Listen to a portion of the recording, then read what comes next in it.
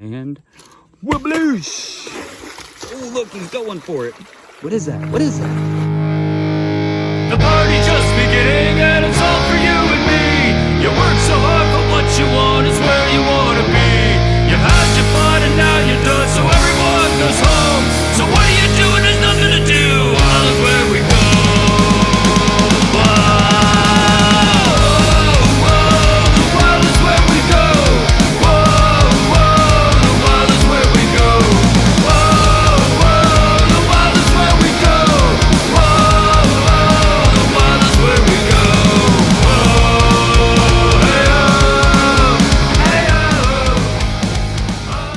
Hi, this is Nathan Sweeting here at Smooth Waters Wildlife Park, and something pretty cool happened yesterday. Some of the local pumpkin patches, you know, now that Halloween's over, they got a whole bunch of leftover pumpkins, so they know we have tortoises and some other animals that might eat the pumpkins, and other animals that we do a lot of enrichment with, and pumpkins are, you know, good for that. So I said, sure, yeah, bring them on by.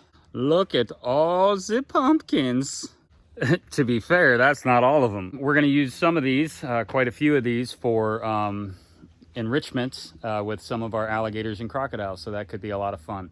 For anybody wondering, no, crocodiles and alligators do not eat pumpkin. They stopped hunting pumpkins millions and millions of years ago after pumpkins stopped being made out of meat.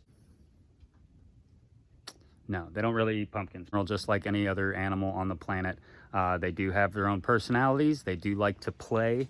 I know that play word is very, very controversial in the professional community and the overall animal world, but I don't really care what you think. They do actually play. We'll toss some of these out here. Hopefully we'll get some good video of that, but they'll see them floating there and they'll go by and chompy, chompy, chompy. And if the pumpkin's too big, then it just sticks in the mouth and the thing will float across the pond. Sometimes an alligator or crocodile will eat some of it, which isn't gonna hurt them. All right, so here we are. Gee, serious? Okay, so I'll have to cut that out. Blah, blah, blah, blah. All right, blooper reel. All right, so here I have a pumpkin. Here's the pumpkin. You don't get it. We're going to bring this into one of the crocodile enclosures and see if we can get a little enrichment activity going on from the crocs. We got a couple animals in here. There's one of them. That's Loki. Everybody say hi. Hi, Loki. He is a Hall's New Guinea crocodile, so it's a newly named species found on the southern part of Papua New Guinea. So we're in his enclosure. He's awesome. And there's also a bunch of turtles and fish and frogs and all sorts of fun stuff. So I think we're going to freak out some tortoises here, or not tortoises, but turtles here in just a second when this thing plops in the water. We'll just plop it in right here. Here we go. And whoobloosh! Oh, look, he's going for it. What is that? What is that? Oh my gosh.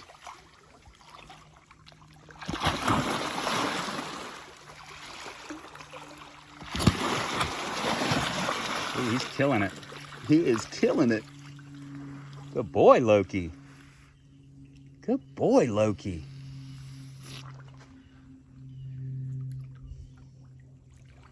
That initial response as he jumped in there was definitely going after it. I think he knows straight away that it isn't another life form. And definitely by now he knows it's just a floating object. Holy crap, we will not be going swimming in this pond. Did you see how quick he went after that? Now he's just tugging it around like a bobber. So I think he's gonna just start having some fun with this at this point. But geez, look at those chompers on him. So what are your thoughts on his initial reaction? Oh, yeah, no. He went bite. Don't put me on the spot. Okay, now that we've dropped one pumpkin in there and he killed it, I'm really curious to see what's gonna happen if we maybe drop another one in there. So here goes. I just like watching the sploosh, and I'm sure we're giving turtles heart attacks. There it is. And in this case, oh, he's trying to bring over the other pumpkin. so maybe the pumpkins can make friends.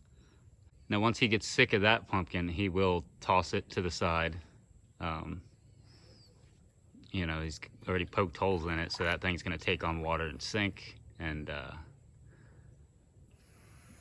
you know, and then the turtles and other things will eat it. Ooh, here he goes, look at it, it's going deep. Reminds me of that movie Jaws, where they had the big air-filled drums as bobbers trying to catch that big giant great white shark, and it couldn't quite go too terribly deep. Well, that's a good question. I mean, that's obviously buoyant. Right, it's still got air in So, it, I mean, so I imagine it's really hard for him to go very deep. he probably wants to take it down to the bottom too.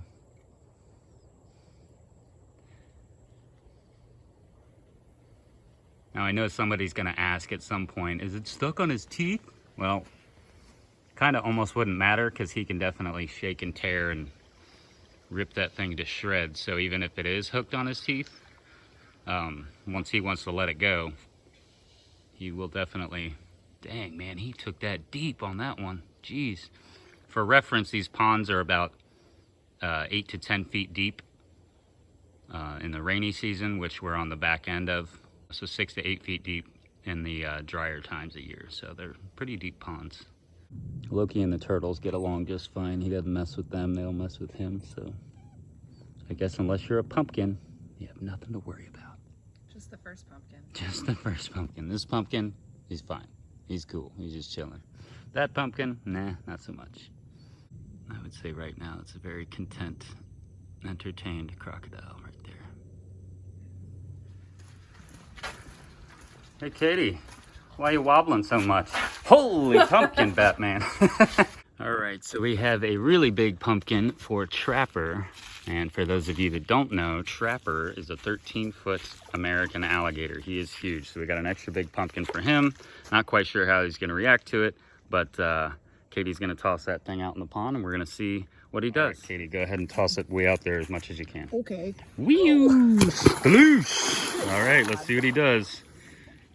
I don't know if he liked that or not. He's like, what is that? What is that? That was a good throw, by the way. It was really heavy. Very mighty of you. Thanks.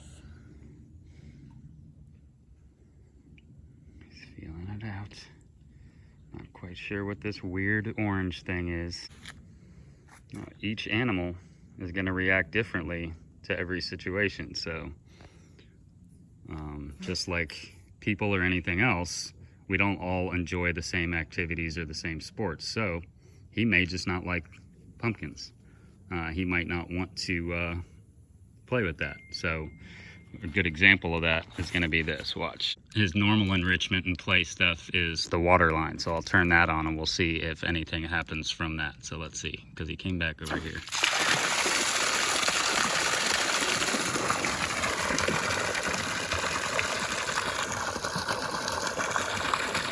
There he is. Yep. So he just wants to play with that. He could care less about the pumpkin. Get it! Get it!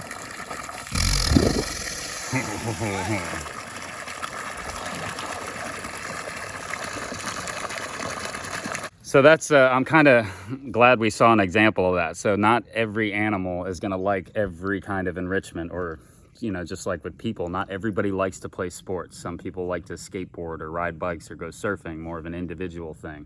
So just because you toss a ball out there doesn't mean everybody's going to react the same way. So it's the same thing with the animals. Trapper, apparently, and we'll see, we'll keep an eye on it, see if he likes the pumpkin, but, or wants to play with it, but he might not touch it at all. So we'll see, but you could see right there, clear as day, he took little to no interest in that thing.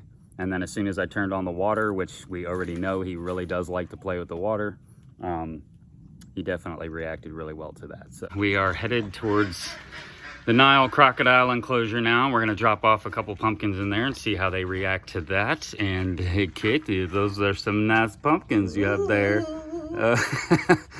Look at those pumpkins she has. All right, so we're gonna go in there and goof around. Bloosh. Oh, let it rip. Oh, here they come. Oh, what's going on? Get that thing. It's so little. Here, hold that one. Oh, he's trying. Oh, he got it. Man, he's flattened that thing. Dang, he squashed it. Wait, all right, take the next one. Toss that one out there too. Bloosh. There we go. See if we can get anybody else interested in that one. Oh, he's got a piece. Is he eating? Yeah, yeah. So he tore a big, huge chunk of it off. So there's another croc right here. There he goes. Like I said earlier on, if they do eat some of it, it's not that big a deal. I mean, it's not meat. There he goes. It won't hurt him to eat it. And we don't feed him a staple diet of pumpkins either. So we got a couple crocs playing now. Oh, he's got a stick. He's tenderizing it by smashing it with a stick. Yep, now he's using a stick to beat it into submission. He's going to beat the pumpkin to death.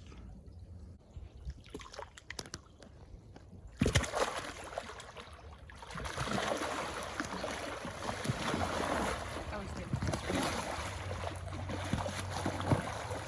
There he goes. We got it. He's got it.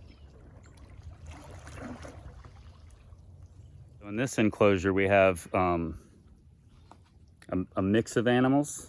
We have some alligators, a couple of crocodiles, and some adult caiman in here as well. So it's kind of interesting just to see the social dynamic play out, as well as different interest levels in new things that we introduce. So right now, I have 2 crocodiles and 1 alligator hanging out under the dock right here. So I keep glancing down at my feet because there's no side rails. So I want to make sure nobody's looking at my feet right now.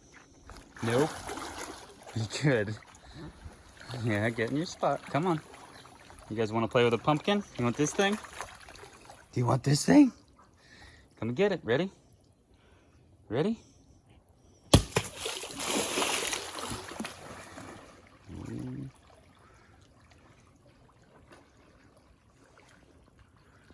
Who wants a pumpkin? That's Dave right there. You can't tell from the duckweed, but he's about maybe a little over 9.5 feet long, maybe close to 10 feet long. There's another crocodile over there on the other side who seems to be a little freaked out by the pumpkins. Yeah, so we'll see. We'll come back to this one and see what happens. So on initial reaction, they didn't really do much either. So we've seen in a couple other enclosures that just boom, right away, they just went right for it. And with Trapper and this enclosure, it looks like they were interested. You know, the alligator came running over, the croc went right over to it and then just kind of didn't touch him yet. So they're maybe a little skeptical, not quite sure what to think of these giant orange floating things. So still enrichment though, whether they play with them or not, believe it or not, it's still enrichment. It's something new, it's something introduced. It definitely kind of throws them off the normalcy of the day.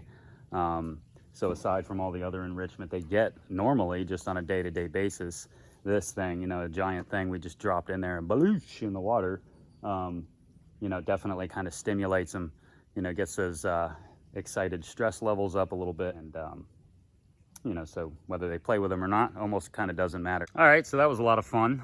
We got a lot of good reactions out of the animals, and you know, stay tuned, and we'll be doing a lot more enrichment related videos and some training related videos, so you have a better idea of, you know, what you can do and trying out new and different things. And if you have animals at home, you know, think outside the box. You know, try enrichment for yourselves for even, you know, pets that you have, whether it's a dog or a cat or a snake or a tortoise or whatever. There's lots of different enrichment things that you can do to, you know, better the life of your animal. Again, thanks for watching. Don't forget to subscribe and all that other weird nonsense. The